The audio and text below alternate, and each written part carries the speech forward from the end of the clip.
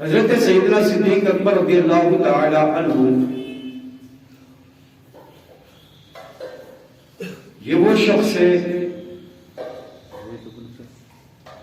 جو مردوں میں سب سے پہلے مصطفیٰ کریم صلی اللہ علیہ وسلم پر کلمہ پڑھنے والے ہیں۔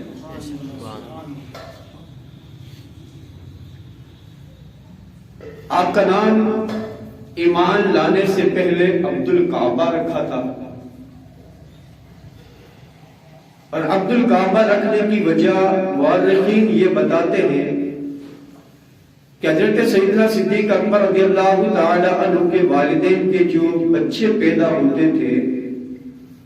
وہ انتقال کر جاتے تھے،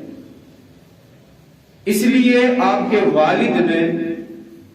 منت مان لی کہ اس بار اگر کوئی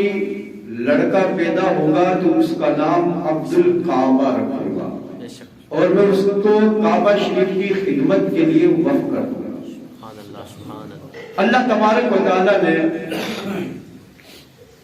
حضرت سیدنا صدیق اکبر رضی اللہ تعالی عنہ کی شکل میں آپ کے والدین کو اولاد نرینہ عطا فرمائی اور آپ نے ان کا نام عبد الکعبہ رکھ دیا۔ پھر اسلام لانے کے بعد حضور پاک صلی اللہ تعالی علیہ وآلہ وسلم نے آپ کا نام عبداللہ رکھ دیا۔ حالانکہ مشہور ہے صدیق اکبر، ابو بکر، یہ نام زیادہ مشہور ہے، لیکن اصلی نام حضرت سیدنا صدیق اکبر کا کیا نام ہے؟ حضرت عبداللہ رضی اللہ تعالی۔ آپ کے والد محترم کا نام حضرت ابو قحافہ عثمان رضی اللہ تعالی عنہ ہے، اور آپ کی ماں کا نام ام الخیر سلمہ ہے۔ حضرت سیدنا صدیق اکبر رضی اللہ تعالی عنہ کی ولادت حضور پاک صلی اللہ تعالی علیہ وآلہ وسلم کی ولادت کے 2 سال اور 6 مہینہ بعد ہوئی، یعنی عمر کے حساب سے حضور پاک صلی اللہ علیہ وسلم سے 2 سال اور 6 مہینہ حضرت صدیق اکبر چھوٹے، لیکن آپ کا لقب جو ہے وہ ہے صدیق اور عتیق، اور آپ کی کنیت ہے ابو بکر۔ میں صدیق آپ کا لقب کیوں رکھا گیا ہے اور ابو بکر آپ کی کنیت کیوں رکھی گئی ہے، اس کے تعلق سے میں دلچسپ بات آپ کو عرض کروں گا کہ حضرت عبداللہ رضی اللہ تعالی عنہ کو حضرت صدیق اکبر رضی اللہ تعالی عنہ کو ابو بکر کیوں کہتے ہیں؟ مورخین نے 2 وجہ بڑی ہی اہم بیان کی۔ ایک وجہ تو ابو بکر رکھنے کی یہ ہے کہ بکر اس پھول کو کہتے ہیں جو باغ کے اندر سب سے پہلے نمائش کرتا ہو۔ بکر اس پھول کو کہتے ہیں جو باغ کے اندر سب سے پہلے نظر آتا ہو، اور چونکہ حضرت سیدنا صدیق اکبر رضی اللہ تعالی عنہ حضور پاک صلی اللہ علیہ وسلم کی دین کے تعلق سے محنت والے باغ میں سب سے پہلا کھلنے والا یہ عبداللہ رضی اللہ تعالی عنہ تھے، اس لیے ان کا نام ابو بکر رکھ دیا۔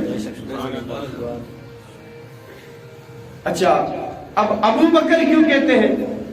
وہ تو پھول جو سب سے پہلے کھلے اس کو بکر کہتے ہیں، لیکن آپ کو ابو بکر کیوں کہتے ہیں؟ تو اس کی وجہ یہ بتائی گئی ہے کہ اس پھول سے بھی پہلے اگر کوئی پھول کھل جائے اس کو کہتے ہیں ابو بکر۔ اور آپ کا ایک ابو بکر کہنے کی وجہ جو بیان کی گئی ہے وہ یہ ہے کہ عرب کے اندر ایک ایسا شخص تھا جو نسب بتانے کے اندر ماہر تھا، وہ کسی کا بھی نسب بتا دیتا تھا، کوئی بھی چیز اس کے سامنے رکھ دیتے اس کا نسب بیان کر دیتا۔ چونکہ حضرت سیدنا صدیق اکبر رضی اللہ تعالی عنہ بھی نسب کے ماہر تھے اور آپ پڑھے لکھے تھے، تو آپ اس کے پاس ایک مرتبہ پہنچ گئے بکر کے پاس جو نسب بیان کرتا تھا، اور آپ نے آ کر اس سے کہا کہ بکر میں نے سنا ہے کہ تم ہر چیز کا نسب بیان کر دیتے ہو۔ کہا کہ بالکل میں ہر چیز کا، ہر بات کا میں نسب نکال دیتا ہوں۔ فرمایا کہ یہ میں گھوڑا لے کر آیا ہوں، بتاؤ یہ کس نسب کا ہے؟ تو اس بکر کے پاس کوئی جواب نہیں ملا۔ تو حضرت صدیق اکبر رضی اللہ تعالی عنہ نے خود نے اس جانور کا نسب بتا دیا، تو لوگوں نے کہہ دیا یہ تو بکر کا بھی باپ نکلا، اس لیے آپ کا نام رکھ پڑ گیا ابو بکر۔ اور آپ کو صدیق کیوں کہتے ہیں؟ صدیق کہنے کی وجہ یہ ہے کہ حضور رحمت عالم صلی اللہ تعالی علیہ وآلہ وسلم جب معراج پر تشریف لے گئے، مسجد حرم سے مسجد اقصی، پھر مسجد اقصی سے آسمان، پھر آسمان سے بھی عرش، پھر عرش سے بھی لامکہ، پھر اللہ رب العزت کا دیدار، جنت کا مشاہدہ، جہنم کا مشاہدہ، یہ سب کچھ کر کے واپس جب پلٹ رہے تھے تو حضرت جبرائیل علیہ السلام حضور پاک صلی اللہ علیہ وسلم کی بارگاہ میں حاضر ہوئے، عرض کیا یا رسول اللہ آپ لوگوں کے سامنے اپنی معراج کا سفر بیان کرنا۔ تو فرمایا کہ جبرائیل میں نے اس بات کی تبلیغ کی ہے کہ اللہ ایک ہے اور میں اللہ کا رسول ہوں، تو جنہوں نے اس کو نہیں مانا تو پھر میری اس معراج کو کون مانے گا؟ یہ تو ہے ہی عجیب۔ تو جبرائیل امین نے عرض کیا کہ یا رسول اللہ علیہ الصلوۃ والسلام اللہ تبارک و تعالیٰ فرماتا ہے ایک شخص ہے جو کوئی مانے یا نہ مانے آپ کی اس معراج کی تصدیق ضرور کر لے گا۔ حضور پاک صلی اللہ علیہ وسلم جب تشریف لائے تو آپ کعبہ شریف کی دیوار پر ٹیک لگا کر آپ آرام کر رہے تھے، صبح کا وقت تھا، ابو جہل آ جاتا ہے اور آ کر پوچھتا محمد آج کوئی نئی بات ہے؟ اللہ تبارک و تعالیٰ کی منشا دے کے سب سے پہلے بیان کس کے سامنے کروایا رہا ہے؟ جو سب سے بڑا دشمن ہے اس کے سامنے اپنی معراج کا واقعہ بیان کروا رہا ہے۔ حضور نے فرمایا ہاں آج بھی ایک بات ہے۔ کہا کیا بات ہے؟ کہا کہ میں رات کے ایک چھوٹے سے حصے میں مسجد حرام سے مسجد اقصی جا کر آیا اور مسجد اقصی سے پھر میں آسمانوں کا سفر کیا، پھر آسمانوں سے بھی میں عرش پر گیا، عرش سے بھی لامکہ گیا، لامکہ سے میں نے اپنے رب کو ان آنکھوں سے دیکھا ہے، پھر میں نے جنت کو دیکھا، جہنم کا مشاہدہ کیا، اور جب میں واپس پلٹ کر آیا تو جس بستر سے اٹھ کے گیا وہ بستر گرم تھے، اور جس پانی سے وضو کر کے گیا وہ پانی بھی بہہ رہا تھا، اور جس دروازے کی کنڈی لگا کے گیا تھا وہ کنڈی بھی ہل رہی تھی۔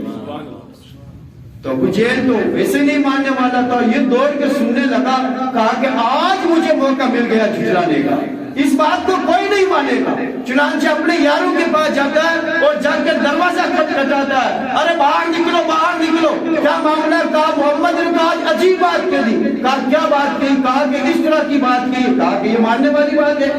تو دل خوش ہو گیا اس کا کہ ایک تو ہوا میرے ساتھ، حالانکہ پہلے سے ہی وہ اس کے ساتھ تھا۔ دوسرے دوست کے پاس جاتا، تیسرے دوست کے پاس جاتا ہے، کاش عجیب بات کہہ دی۔ سارے کے سارے مل کر کہتے ہیں کہ یہ بات تو ماننے والی ہو ہی نہیں سکتی ہے۔ تو پھر ابو جہل نے کہا کہ اب چلے ابو بکر کے پاس، آج وہ ساتھ دیتا ہے، وہ ہر بات کی تصدیق کر لیتا ہے، وہ ہر بات محمد کی مان لیتا ہے، آج چلو آج وہ بھی جھٹلا دے گا۔ چنانچہ ابو جہل حضرت صدیق اکبر کے پاس جاتا ہے اور کہتا ہے کہ اے ابو بکر، آپ نے فرمایا بولو کیا ہے؟ کہا کہ اگر کوئی شخص یہ کہے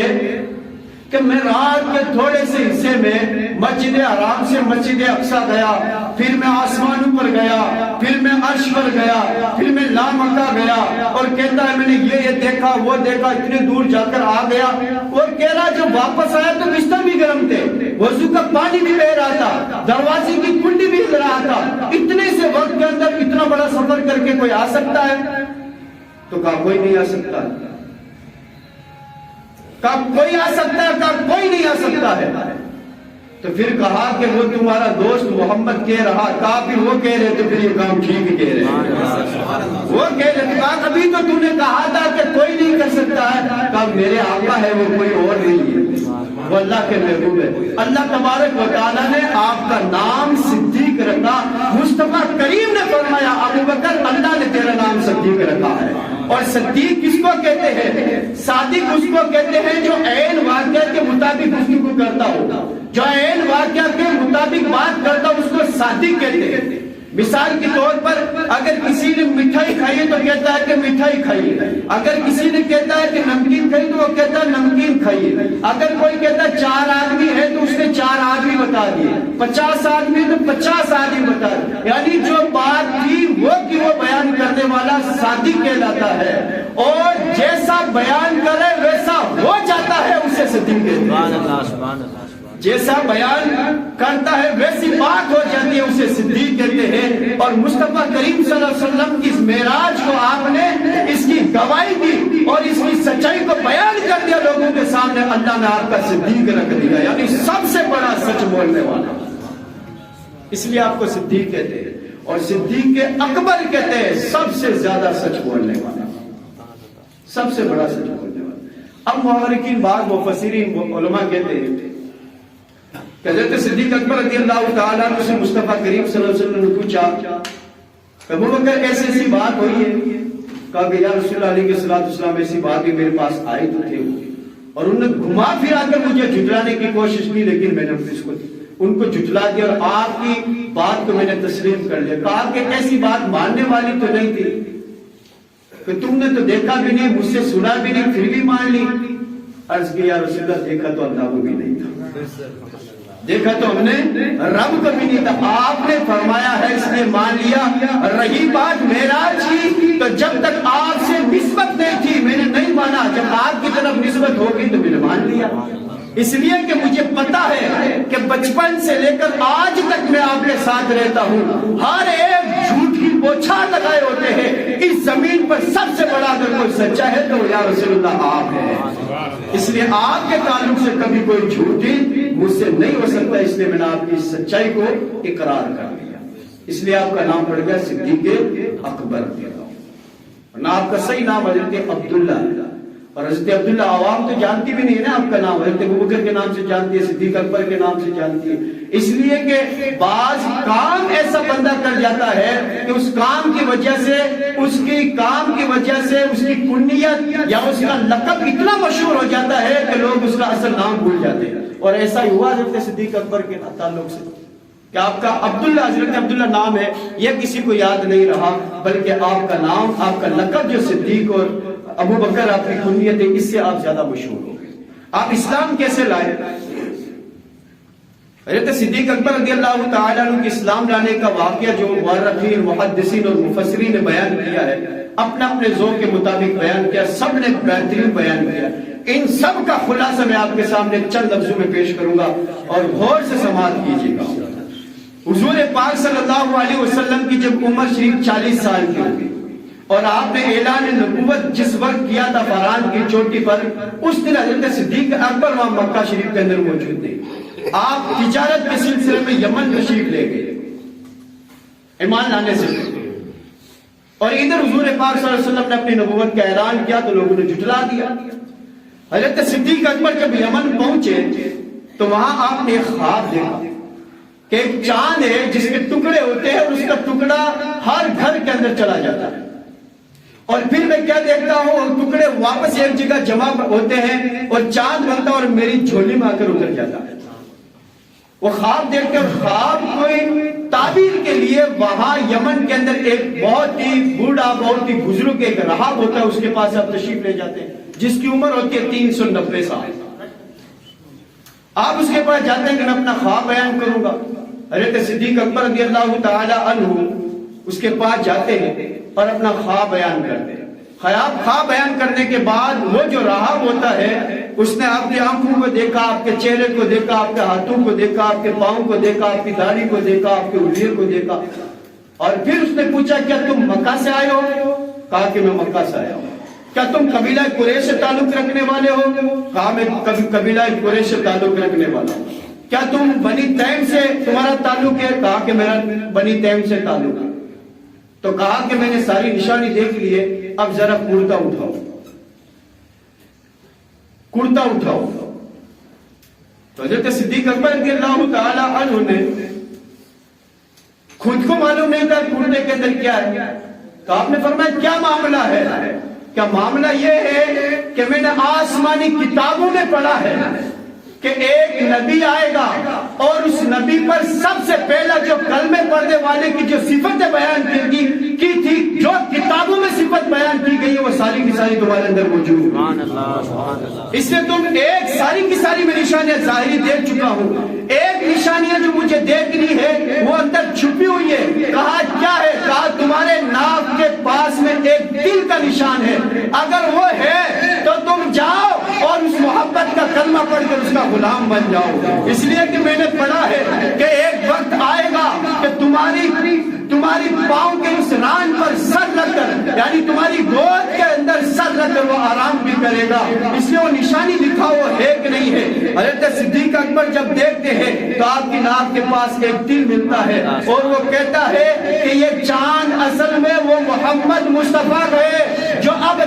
نازل ہو چکے ہیں، وہ اپنی نبوت کا اعلان کر چکے ہیں۔ حضرت صدیق اکبر وہاں سے فوراً اپنا سامان سمیٹ کر عرب کی سرزمین پر آتے ہیں، اپنا آبائی شہر مکہ کے پہنچتے ہیں تو لوگ آپ کے اس ارد گرد جمع ہو جاتے ہیں، پوچھتے ہیں کیسا حالات رہا، کیسی تجارت رہی، کیسا سفر رہا۔ آپ بھی لوگوں سے پوچھتے ہیں کہ شہر کا کیا حالت ہے، تم لوگوں کے کیا حالات ہیں، سب اپنے اپنے حالات بتاتے ہیں۔ ابو جہل پھر بول پڑتا ہے کہ ابو بکر معاملہ یہ ہے کہ ایک شخص ہے جو نیا مذہب لے کر آیا ہے، جو ہمارے معبودوں کو برا بنا کہتا ہے اور ایک خدا کی عبادت کی دعوت دیتا ہے، ایسے کیسے ہو سکتا ہے؟ ہماری معبودوں کو برا بنا کہنے والا ہے، یہ فتنہ پھیلانے والا ہے، یہ آپس میں جھگڑا کر آئے گا۔ حضرت صدیق اکبر ان سب کی باتیں سننے کے بعد کہتے ہیں تمہاری تو سن لوں، اب جو کہہ رہا ہے ذرا اس کی بھی تو سن لوں۔ اللہ اکبر۔ حضرت صدیق اکبر آتے ہیں وہاں سے،